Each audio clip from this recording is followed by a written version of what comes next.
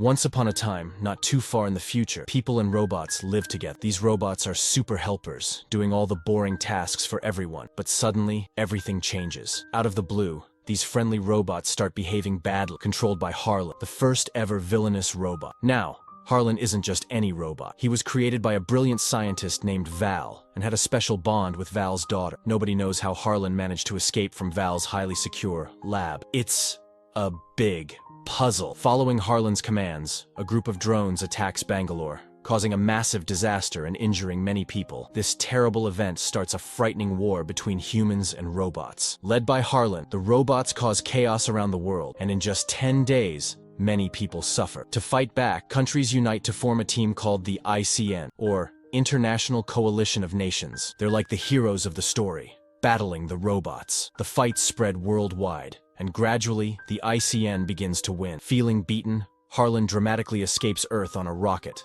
leaving behind a threatening note that he will come back to complete his evil mission. Fast forward 28 years. We're now in the USA. An ICN team raids a building, checking everyone inside. They're searching for Casca, one of Harlan's main robot friends. Just as they're about to catch him, Casca fights back hard, using the soldiers' own weapons against them. It seems no one can stop him until he's suddenly caught and hit with a big electric shock. The next day in Los Angeles, Atlas, Val's daughter, who's now an adult, is woken up by her smart house. As she finishes a chess game with her computer, she hears the news. Casca has been captured. Since Atlas works with the ICN, she quickly gets ready to leave, but a soldier is already there to take her. At the base, there's some tension. Colonel Elias warns General Jake that involving Atlas might not be a wise choice, since she tends to do things her own way. But they don't know that Atlas might be the key to solving the mystery of Harlan's rebellion. Atlas might have the answer to this problem. Jake, one of the leaders, trusts her completely because she knows Harlan, the rogue AI,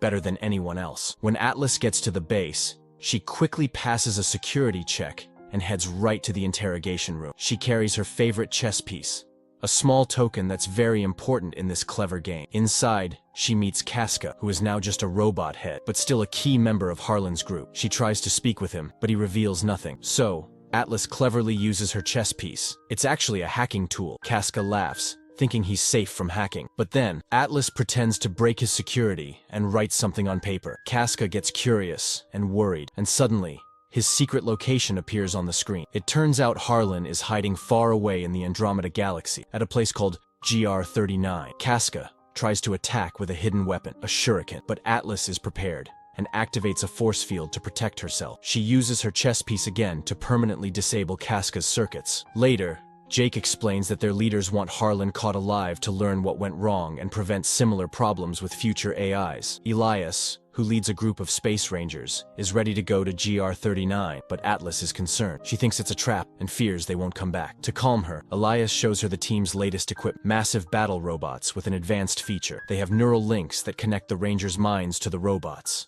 making them a very effective team. Atlas is initially scared. After all, mixing human minds with AI caused this chaos. But Elias assures her it's safe this time, a real partnership. Convinced but cautious, Atlas agrees to join the mission if she can be part of the action. As their spaceship speeds towards Andromeda, Atlas looks at old photos and videos, remembering her father's ideas about AIs. He always believed that artificial intelligence could greatly improve and learn if it could work together with humans. Atlas believes strongly that humans and AIs can help each other a lot if they work together. That's why she invented something smart, called the Neural Link device. It's meant to help humans and robots work together like best friends. But when we see her again, she's on the bridge of their spaceship for an important meeting. Everyone smiles a little when she takes out her notes on paper instead of a digital screen. She prefers the old way. Atlas is serious and looks worried. She asks the crew to turn off their neural links during meetings because she fears they could be hacked. She explains that the planet they're going to is filled with dangers like bad air that can make you sick without a special mask, and the ground shakes unexpectedly. She also warns them to be careful with trusting any AI too much and gets really anxious about it. Elias tries to keep everyone calm, stops her, and prepares the team to land on the planet. Right as they're getting into their big battle suits,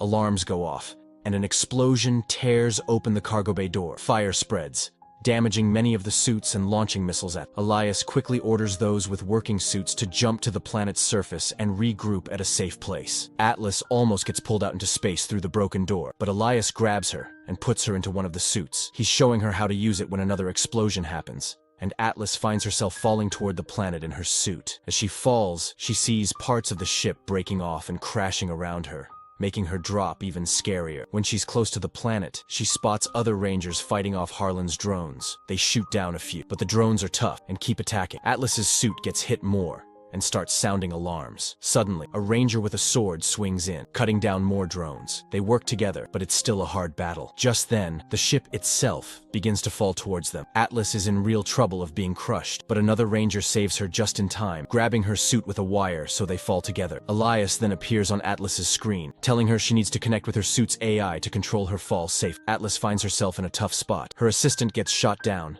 and her suit starts to crash towards the planet. Just in time, she turns on the thrusters and lands hard. She's alive but hurt. She's bleeding and can't call her team for help. With no other choice, she turns on the suit's AI, who happily introduces himself as Smith. Smith is ready to help and suggests starting with the setup tutorial. Atlas is not in the mood. She skips the chat and asks Smith to find a rescue pod. Smith quickly finds one 98 kilometers away. Excited, Atlas tells him to hurry there. But when Smith is about to fly, Atlas stops him. "If we fly, the enemies will see us.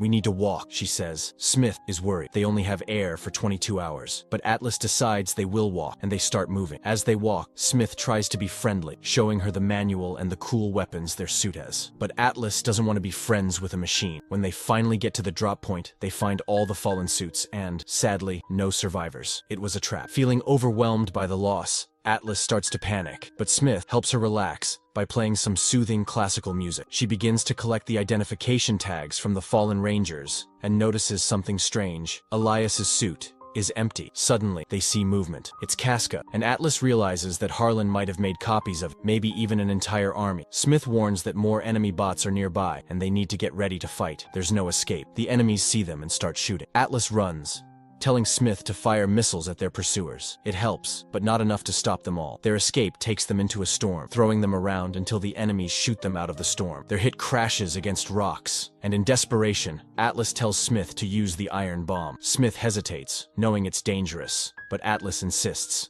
The explosion is big, destroying their enemies, but also causing a huge sinkhole that swallows them up. After tumbling through the rocks, the suit lands, and Atlas realizes her leg is broken. Smith quickly starts fixing it, causing her intense pain as he puts a metal plate over the wound. He then gives her a meal cube, packed with nutrients to help her heal, like a doctor giving a child a lollipop after a shot. Now, trapped in a deep hole with little chance of survival, Smith suggests that syncing with the suit's AI might be their only hope. She hesitantly uses the neural link device, hoping it will work this time. Meanwhile, the robot villain Casca survives an explosion and quickly tells his leader, Harlan, about the ongoing trouble. Harlan is busy with his own evil tasks, torturing Elias to get the passwords that protect Earth. Back with Atlas, her connection with her AI, Smith, isn't going well. Smith realizes the problem is Atlas's lack of trust. To lighten the mood, he asks her a fun question: pie or cake? It's a light moment amid the tension. Smith wants to understand why Atlas is so determined to fight. This makes Atlas remember a sad moment from her childhood, playing chess with Harlan before he turned bad and planned her father Val's death. Overwhelmed, Atlas shares her past trust in Harlan with Smith. Smith,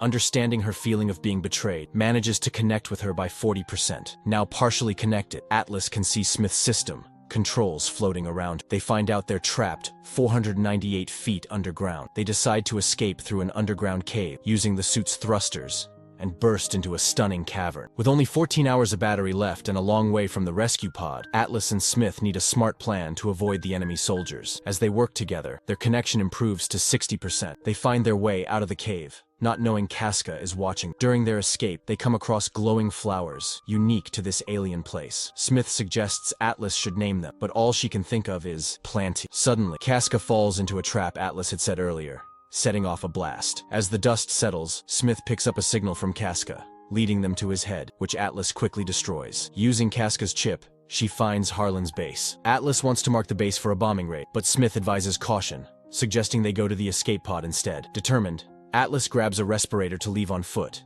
but Smith, using their connected minds, stops her. Through this, Smith sees memories of Val's death, which deeply upsets Atlas. Realizing she feels guilty for Harlan's actions, Smith is confused, but Atlas doesn't explain more. Instead, she makes a passionate argument about saving humanity, convincing Smith to head towards Harlan's lair. As they approach Harlan's big fortress, built over 28 years, Atlas and Smith have deep talks about life, soul, and whether these ideas also apply to machines. When they reach the base, they are surprised to find it heavily armed and the captured Ranger's ship with its warhead. Smith sets a beacon to mark the spot, signaling it's time to leave, but Atlas notices the enemy bots getting ready for a big fight. Smith, the AI in Atlas's suit, suddenly gets hacked. This was not supposed to happen. As enemy forces get closer, Atlas tries desperately to escape, but before she can do anything, the hacker shuts down her suit, making it crash. Horrified, Atlas can only watch as a new version of Casca appears and captures her. Back on Earth, things are getting worse. A soldier hurries to give a message from Atlas to Jake, who quickly starts emergency steps to deal with the crisis. Meanwhile, Atlas finds herself in chains inside Harlan's base. Her suit is on the ground,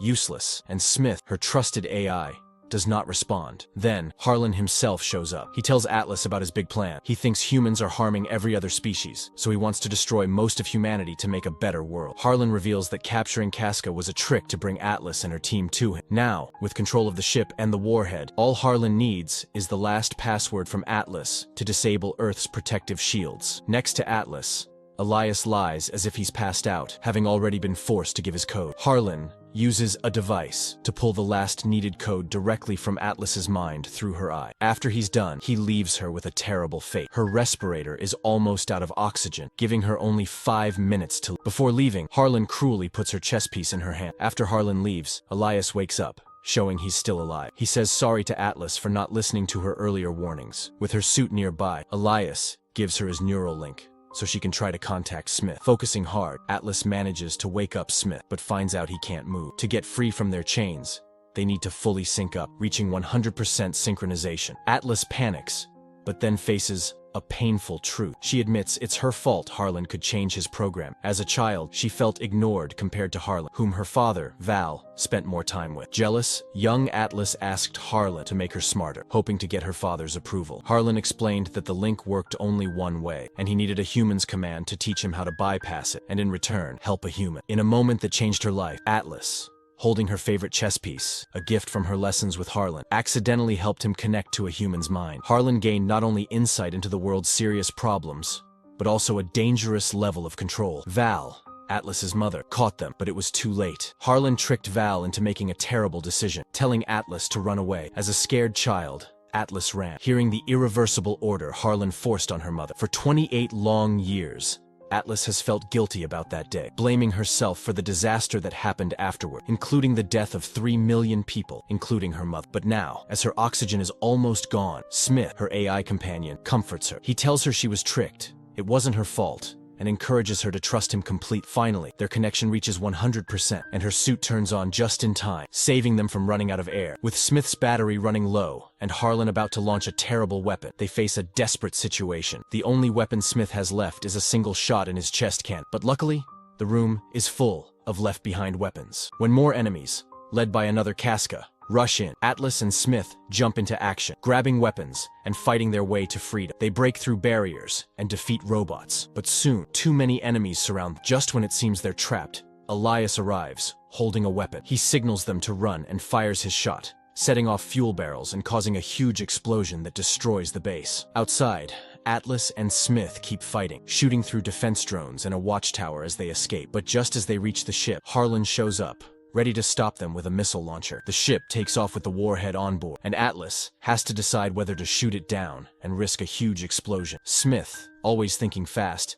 suggests he can hack the warship's security, but it's a tight race against time and security barriers. Under heavy fire from Harlan, Atlas decides to trust Smith and fires at the ship. The sky lights up with an explosion, but it's controlled, not deadly, a sign that Smith succeeded just in time. Here, debris falls around Atlas and Smith as they try to escape the falling base. Harlan, chasing them, pulls out a sword and starts fighting. He moves very quick, and with a strong hit, he cuts off one of the suit's arms, which falls into a nearby lava pit. The lava splashes, hurting the suit more, while Harlan jumps on it, trying to stab Atlas inside. She quickly rolls the suit to shake him off, but the damage makes it hard for her to breathe, forcing her to use her last respirator. Harlan doesn't stop. He changes his sword into a whip and keeps attacking the damaged suit. Smith figures out Harlan's attack pattern and catches the whip during a final swing, pulling Harlan close enough to punch off his sword arm. Just as Atlas gets ready to hit him hard on the head, Harlan calls his arm back and uses his sword to jump across the suit, aiming for the reactor. The reactor is damaged, and Atlas is almost defeated. In a final move, Smith uses the suit's shock feature to revive her. Harlan strikes again, but Smith shoots his last cannon shot, pushing Harlan back for a moment. However, Harlan gets up quick, knocks the suit down, and climbs on top to destroy the reactor. As Smith says sorry to Atlas for not being able to protect her, Harlan, distracted by the chess piece on the ground, doesn't see Atlas coming. She jumps out and stabs him in the head. Although he still tries to fight, Atlas reaches into his head and turns off his circuits, stopping him for good. With their oxygen almost gone, Smith makes a big sacrifice. He turns off the connection to give all the remaining oxygen to Atlas. Not wanting to leave him, Atlas starts to answer the setup questions, showing how much she cares about Smith. Touched by her words, Smith gives her a symbolic lollipop before shutting down. As the sun rises, rescue teams from Earth arrive. Later, fully healed with a new synthetic knee, and having stopped playing chess, Atlas gets a visit from Jake. He gives her the glowing flower named Planty from GR39. At work, now a ranger herself, Atlas is happy and surprised to find that Smith's discs have been put into her new remaining suit, bringing her back together with her trusted AI part. This is where the movie story ends. Please think about liking, sharing, and subscribing.